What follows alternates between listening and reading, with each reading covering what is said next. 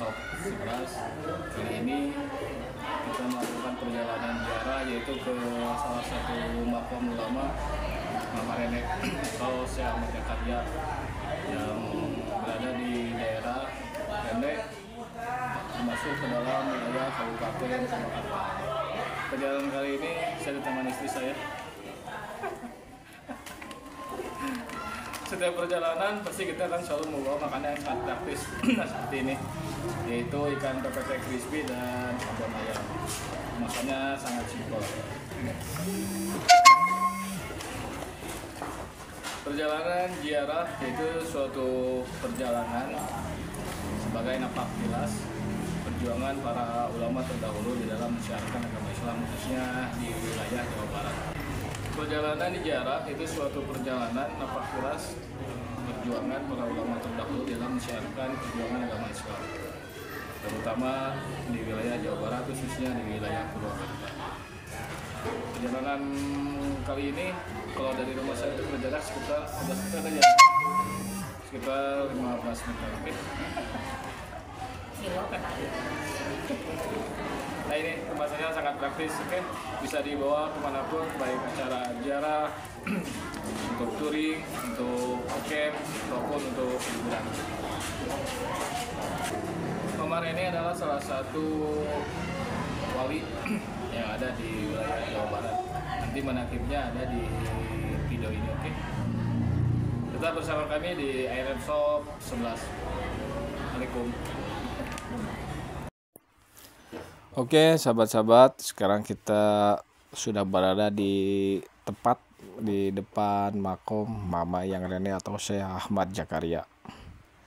Nama besar Mama Kiai Haji Ahmad Zakaria atau lebih dikenal dengan Mama Yang Rene sebagai penyebar syiar agama Islam memang sudah terkenal ke mana-mana. Tidak hanya di Jawa Barat, Mama Yang Rene juga terkenal di seluruh Indonesia, bahkan di beberapa bagian negara, khususnya atau tepatnya di daerah Timur Tengah. Beliau dikenal sebagai ulama dari tanah Jawa. Namun, lagi-lagi sumber literasi sang penyebar syiar Islam di wilayah Kabupaten Bandung Barat ini secara akurat tidak banyak bisa ditemui. Belum ada yang mencoba mendokumentasikan kiprahnya dalam menyebarkan agama Islam dalam bentuk tulisan yang bisa dijadikan sumber referensi sejarah Islam secara akurat. Cerita kemasyhuran beliau hanya didapat dari tradisi lisan di lingkungan keluarganya dari generasi ke generasi.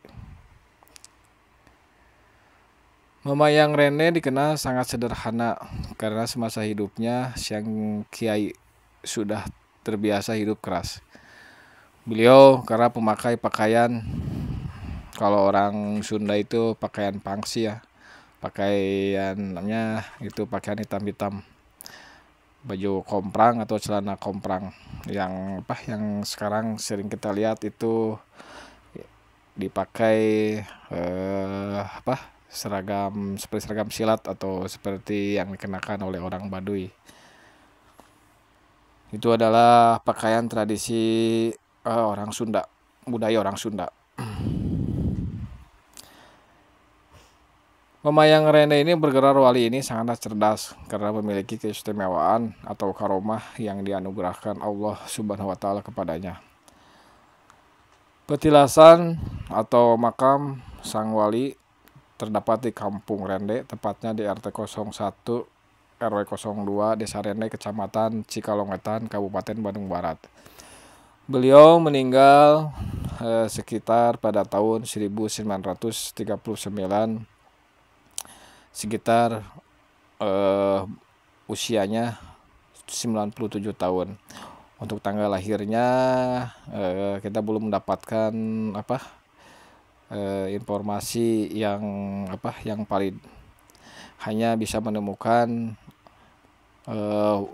tahun wafatnya saja. Komplek makam beliau berdekatan dengan rumah beliau yang ditempatinya semasa hidupnya di Kampung Rende. Dikutip dari salah satu sumber, yaitu dari Pangersa Haji Dede Muhammad Sirojudin, beliau adalah generasi ketiga dari Mama Rende. Menuturkan bahwa Mama Yang Rende merupakan keturunan Ki Dalam Bandung, salah satunya Eyang Dalam Mahmud Syekh Abdul Manap. anak kedua dari pasangan Nyimas Abnol dan Mbah Rasipan Kyai Raden Arif. Ini memiliki kakak laki-laki satu-satunya, yakni Muhammad Samsudin. Pada zaman dulu, Mama Rene tinggal di daerah Cigondewah yang sekarang menjadi Bandung bersama keluarganya. Di masa kecilnya, Mama Rene hidup sangat sederhana, karena sejak kecil dirinya sudah ditinggalkan sang ayah dan sang kakak, sehingga dirinya menjadi yatim dan hanya tinggal bersama sang ibu. Semenjak remaja, Mama Rene harus berjuang menghidupi dirinya dan sang ibu, yaitu Ibu Nyimas Abnol dengan berprofesi sebagai tukang aci atau tepung tapioka, melanjutkan usaha sang ibu hingga dewasa. Dalam perjalanannya, usaha yang dilakukannya sejak remaja hingga dewasa tersebut tidak kunjung menguntungkan. Dirinya kerap mendapat kerugian dalam usaha. Maka di usia ke-35 tahun, Mama Rene mulai berkeinginan belajar agama Islam setelah mendapat petunjuk dari Mama Eyang Prabu Marjoki bin Tajimuddin bin Zainal Arif Eyang Agung Mahmud. Untuk menambah wawasan kita tentang sekilas biografi Mama Eyang Rene, ini dikutip dari sumber lain. Beliau adalah seorang penjual aci dari usia remaja sampai usia 30 tahun. Pada usia 30 tahun, beliau terjatuh dari sepeda. Kemudian marah dan berkata dalam hati, "Siang malam badan terasa repot terus-terusan membuat aci. Sekarang terjatuh dari sepeda. Daripada repot begini, lebih baik mengaji, mencari ilmu agama saja," gumam dalam hati Mama Eyang Rene. Kemudian alat pembikin acinya dibuang oleh beliau dan pergi mendatangi Mama Eyang Prabu, yakni Eyang Marjoki bin Tajimuddin bin Zainal Arif atau yang disebut Eyang Agung Mahmud. Sesampainya di tempat Mama Eyang Prabu, beliau bukan mengaji, malah dikasih kemenyan atau luban dan disuruh berzikir di depan makom Mama Eyang Ibrahim yang ada di Cipatik. Setelah itu, beliau pergi mengunjungi makam Eyang Ibrahim Cipatik. Setelah sampai ke makam, kemudian beliau membakar itu kemenyan atau luban, kemudian beliau berzikir. Di saat di tengah-tengah berzikir, beliau didatangi seekor macan kumbang. Kemudian beliau dijilati dan digoda oleh macan kumbang itu. Karena terus-terusan digoda, maka beliau merasa kesal, kemudian menghadapi macan kumbang itu, kemudian berkelahi dengan macan kumbang itu. Akhirnya Mama Eyang Rene kalah oleh macan kumbang. Kemudian macan kumbang itu menghilang sampai beliau tak sadarkan diri. Singkat cerita, setelah beliau siuman dari tak sadarkan diri, kemudian beliau pulang dari Cipatik ke Cigondewah dan mendatangi Mama Eyang Prabu lagi. Singkat cerita, dalam perjalanannya, Mama Eyang Rene disuruh mandi dari 7 mata air pancuran karena beliau terluka bekas cakaran macan kumbang. Setelah itu barulah beliau mandi. Di waktu mandi terlihat oleh beliau dari aliran air pancuran itu banyak ular, kala atau sejenis binatang kalajengking dan makhluk-makhluk air lainnya. Dan terasa oleh beliau melilitnya ular dan berjalannya kalajengking ke badan beliau. Beliau pun menahan godaan tersebut sampai akhirnya luka yang terasa sakit pun hilang seketika. Kemudian beliau menggagas menemui Mama Eyang Prabu lagi. Lalu Mama Eyang Prabu menyuruh beliau pergi ke makom Eyang Ibrahim Cipatik lagi dan berkata, "Kalau datang lagi macan kumbang, janganlah kamu lawan. Biarkanlah dia, nanti juga dia akan merasa jemu dan akan pergi sendiri." Kemudian beliau pun pergi lagi ke Cipatik dan melaksanakan tugas Mama Eyang Prabu. Singkat cerita, di tengah-tengah berzikirnya, beliau kembali lagi digoda oleh macan kumbang itu. Kemudian membiarkannya dijilati, dicakar, digigit, dan diterkam macan kumbang itu. Tapi apa yang dirasakan beliau tidak terasa apa-apa. Tidak seperti digigit dan dicakar waktu berkelahi. Akhirnya macan kumbang itu merasa jemu dan pergi. Tak lama kemudian, terlihatlah oleh kedua mata beliau, yaitu sebuah kejadian atau sebuah keajaiban, terbelahnya makam Mama Eyang Cipatik dengan kuasa Allah Subhanahu wa Ta'ala. Dan keluarlah dari pekuburan itu Mama Eyang Cipatik dan berkata, "Waalaikumsalam warahmatullahi ta'ala wabarakatuh. Kalau kamu ingin mengaji, datangilah cucu saya yang masih hidup dari Cihapit, yakni Muhammad Jarkasih, atau yakni Ama Eyang Cibaduyut." Kemudian Mama Eyang Ibrahim Cipatik pun menghilang dari pandangan mata beliau. Setelah itu lantas beliau pun pulang ke Cigondewah. Singkat cerita, pada hari esoknya Mama Eyang Prabu sudah ada di depan pintu rumah Beliau pun berkata, "Mari kita pergi ke Cihapit untuk mendatangi Amat Cibaduyut." Maka Mama Ayang Rene pun merasa heran dan berkata di dalam hati, "Kok Mama Ayang Prabu udah tahu?"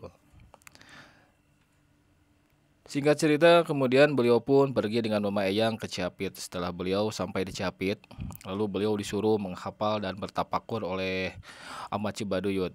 Tak lama kemudian, beliau pun disuruh bermujahadah, yakni satu, berkholwat, melanggengkan wudhu, melanggengkan puasa, menyedikitkan tidur, berzikir, dan lain sebagainya.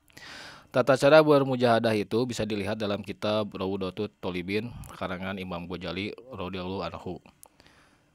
Dan setelah melewati 40 hari 40 malam bermujahadah, kemudian beliau pun didatangi oleh Nabi Khidir Balia bin Malkan. Dan di saat itu juga diludahinya mulut beliau oleh Nabi Khidir Balia bin Malkan. Lalu lah itu ditelannya oleh beliau. Dan seketika itu juga beliau langsung fasih atau fasihah, bisa berbahasa Arab dan bisa ngaji. Lantas Nabi Khidir Balia bin Malkan berkata, "Sebarkanlah ilmu aku ini olehmu." Kemudian Nabi Khidir pun menghilang dari pandangan mata. Kemudian Mama Cibaduyut pun menyuruh beliau bermukim di Cibabat untuk menyebarkan ilmu yang dimilikinya, karena Amat Cibaduyut sudah tahu bahwa beliau telah didatangi Nabi Khidir. Lantas di Cibabat, Mama Ayang Rene menyebarkan ilmu yang dimilikinya dan bergelar Ajengan Anom Cibabat. Di dalam menyebarkan agama Islam di wilayah Cibabat, banyak para ulama dan kiai yang mengaji kepada beliau. Dan pada suatu hari, para ulama dan kiai yang mengaji kepada beliau tersebut dijegal oleh Mama Sepuh Cibabat dan berkata, "Katakan kepada Ajengan Anom Cibabat, dilarang mengaji kepada Ajengan Kokorompong, yakni belum menunaikan rukun Islam yang kelima." Maksud dari Mama Cibabat yakni untuk menguji Ajengan Anom Cibabat. Maka diceritakannya cerita Mama Eyang Sepuh Cibabat kepada Ajengan Anom Cibabat. Maka Ajengan Anom Cibabat merasa senang mendengar ceritaan Mama Eyang Sepuh Cibabat karena telah mencegah belajar kepada Ajengan Kokorompong, yakni beliau sendiri. Kemudian beliau pun berangkat ke Mekah Al-Mukarramah untuk menunaikan ibadah haji. Sebelum berangkat ke Mekah, beliau mendatangi Mama Khalifah Mahmud, yakni Kiai Haji Jainal, ayahnya Mama Tauhir, Mama Adang Mahmud. Kemudian dikasih doa oleh Mama Khalifah Mahmud dan berkata, "Kalau kamu merasa terdesak di negara Arab, panggillah nama saya. Hai Kang Jainal," begitu pesannya. Setelah kemudian Ajengan Anom Cibabat atau Mama Rende berpamitan kepada Mama Khalifah Mahmud dan pulang ke Cibabat lagi. Sesampainya di rumah, beliau pun membaca doa tersebut dan ternyata doa tersebut ada yang salah menurut kaidah ilmu nahu dan sorof. Maka Ajengan Anom Cibabat merubah doa tersebut karena merasa tahu ilmu nahu dan sorof. Seminggu kemudian beliau pergi melaksanakan ibadah haji bersama 8 orang dari daerah Banten, salah satunya bernama Harud dan Elang. Sesampainya di tanah Arab, beliau bertemu dengan sekelompok perampok. Semua jamaah haji yang berangkat ke Mekah Al-Mukarramah pada masa itu selalu dirampok hartanya dan dibunuh orangnya oleh perampok itu. Begitu pula dengan Ajengan Anom Cibabat atau Mama Ayang Rende, beserta rombongannya ikut dirampok. Kemudian Ajengan Anom Cibabat mengajaknya bertarung dahulu, katanya, "Kalau kamu kalah, baru bisa diambil semua barang-barang kami." Kemudian beliau pun berkelahi selama 7 hari 7 malam melawan itu perampok. Itulah salah satu karomah Mama Ayang Rende, yaitu wali Allah. Karena saking banyaknya perampok pada masa itu, beliau lupa makan, minum, dan tidur dengan kekuasaan Allah Subhanahu wa Ta'ala. Karena kelelahan berkelahi dan perampok-perampok itu lari tunggang langgang, akhirnya sesudah beres berkelahi, beliau pun tertidur. Dan keesokan harinya, beliau sudah dirantai dan tak berdaya lagi. Maka beliau pun membaca doa yang diberi oleh Mama Khalifah Mahmud, dan ternyata doa tersebut tidak ada reaksinya, karena sudah dirubah sama beliau sendiri karena merasa tahu ilmu nahu dan sorof. Sedangkan doa yang aslinya sudah terlupakan, maka menyerahlah Ajengan Anom Cibabat atau Mama Ayang Rene sambil berpikir untuk jalan keluarnya. Tak lama kemudian datanglah raja perampok itu dan berkata, "Mana jagoan dari tanah Jawa itu yang bernama Ahmad Jakaria?" Maka prajurit perampok itu menunjukkan beliau yang lagi dirantai. Kemudian raja perampok itu mengeluarkan pisau atau sejenis pisau jambia dari atau apa sejenis pisau jambia dari serangkanya. Kemudian itu pisau dibuka dari serangkanya, kemudian mengeluarkan cahaya dari pisau jambia itu. Maka jangan Anom si Babat atau Mama yang Rene berkata dalam hati, waduh, celaka. Kalau pisau dicabut keluar cahayanya, maka orang yang dihunusnya akan mati meskipun tidak tembus oleh senjata apapun. Dan Mama yang Rene pun berkata lagi di dalam hati, saya telah berdosa kepada Allah Subhanahu wa taala karena pernah berkata, kami tidak akan terbunuh sebelum membunuh. Maka beliau pun spontan teringat nasihat Mama Khalifah Mahmud sewaktu mengasih ruang kepadanya. Yakni kata-kata, kalau kamu terdesak, panggillah nama saya. Maka sewaktu raja perampok itu mau menghunuskan pisau jambia itu kepada beliau, maka beliau pun berkata, Kang Jainal, Kang Jainal, Kang Jainal sambil berteriak. Maka seketika itu juga raja perampok dan prajuritnya tumbang berjatuhan dan rantai tersebut terputus seketika itu. Singkat cerita, beliau pun semakin disegani dan dihormati di tanah Arab serta harum namanya karena kehebatannya menaklukkan para perampok beserta rajanya, begitu juga menaklukkan raja Arab pada masa itu. Sewaktu di tanah Arab, beliau melanjutkan misinya yakni beribadah haji. Kemudian setelah menunaikan ibadah haji, beliau berguru ke Syekh Muhammad Mekah dan bersahabat dengan Syekh Yasin Padang, murid Ahmad Baduyut. Setelah itu, Syekh Muhammad Mekah menyuruhnya kembali ke Jawa untuk melaksanakan tugas mulia dari Allah dan Rasul-Nya. Maka beliau pun kembali ke Pulau Jawa dan menyebarkan ilmunya di tanah Jawa, yakni di daerah Cikalong Wetan sampai beliau wafat di sana. Karomah Mama Rene di waktu bermain dengan anak-anak atau atfal disuruh menyetop kereta api. Maka beliau pun sholat 2 rakaat. Setelah selesai sholat, kemudian rel kereta itu kasih sepucuk rumput. Maka spontan kereta api itu berhenti tidak bisa berjalan. Padahal hanya dengan sepucuk rumput, kejadian itu disaksikan sama anak-anak pada masa itu. Itulah karomah wali-wali Allah yang dianugerahi kelebihan oleh Allah SWT. Sifat beliau itu seperti sifat anak-anak atau atfal. Menurut kitab Manaqib Syekh Abdul Qadir Jailani radhiyallahu anhu, kalau ada ahli ilmu yang ahli beramal tapi bersifat seperti anak-anak, maka mereka dari golongan wali atfal.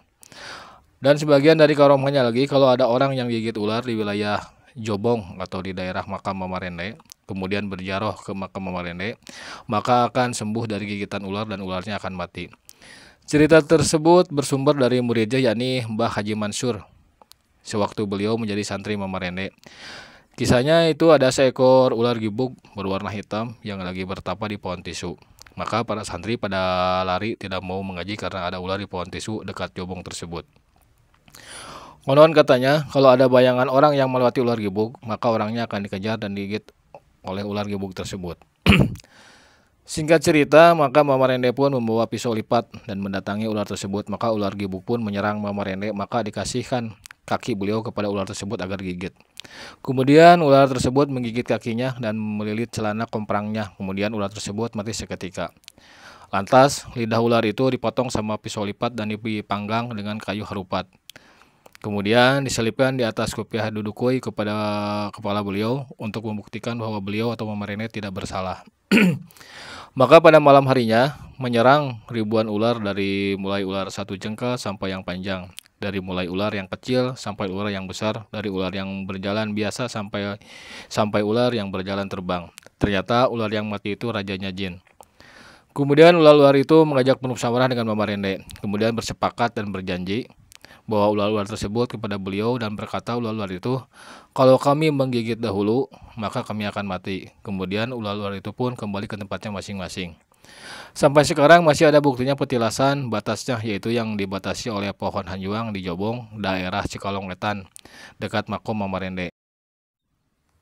Masih banyak atau kisah dari karomah Mama Rene, yaitu ada salah satu santrinya yang bernama Mama Lurah Jajuli yang ditugasi khusus memerangi para penjudi, para pemabuk dan pemaksiat lainnya pada masa itu. Mbah Haji Mansur menceritakan pada waktu itu di Cipatik jam 12 malam, Mama Rene mengadakan sesajen dan membakar kemenyan di depan kurung ayam. Kemudian terdengar suara kokok ayam dari atas langit dan terjatuh dari atas langit ke dalam kurung tersebut. Maka diambilnya itu ayam dijangkar dan bertanya Mbah Haji Mansur kepada Mama Rene.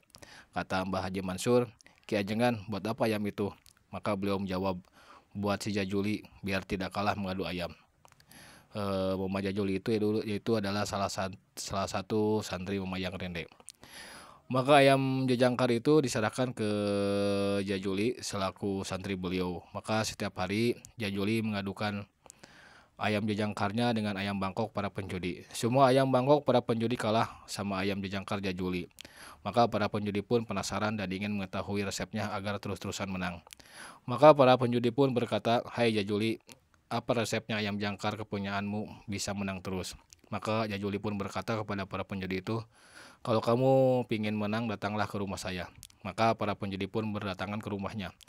Dari mulai 1 orang sampai banyak orang dan berkumpul di rumah Jajuli. Setelah berkumpul di rumahnya, Jajuli pun mengajarkan ilmu aqaid dan berkata, "Kalau ingin berjudi terus-terusan menang, kalian harus dekat dengan Allah Subhanahu wa taala dan harus mengetahui ilmu aqaid." Maka para penjudi itu merasa bingung dan penasaran apa itu ilmu aqaid. Karena merasa penasaran, maka para penjudi itu pun mengaji ilmu aqaid. Setelah mengkaji ilmu fikih, akhirnya para penjudi itu berhenti dari judinya. Itulah perjuangan para wali terdahulu di dalam menyebarkan agama Islam, yaitu dengan penuh kedamaian, dengan akhlak yang baik, dengan memberikan contoh dan suri tauladan. Itulah mungkin sekilas dari kisah perjuangan Mama Rene atau Mama Syekh Ahmad Jakaria di dalam menyebarkan agama Islam, yang hingga sekarang makamnya masih banyak atau sering dikunjungi oleh para peziarah, baik di wilayah setempat, wilayah luar kota maupun dari luar negeri. Itulah sekilas biografi Mama Yang Rene atau Syekh Ahmad Jakaria, seorang ulama atau juga seorang waliullah di dalam perjuangannya menyebarkan syiar agama Islam, penuh dengan ketawaduan, penuh dengan semangat, penuh dengan kesabaran untuk mengajak dan mengingatkan umat untuk belajar lebih dekat lagi kepada Allah Subhanahu wa taala. Wabil khusus untuk saya sendiri sangat begitu bermanfaat di dalam mengkaji sejarah-sejarah perjuangan para ulama terdahulu. Oke, kita ketemu lagi di video selanjutnya tentang perjuangan para ulama-ulama atau para wali-wali Allah dalam menyebarkan agama Islam. Oke, akhirul kata, assalamualaikum.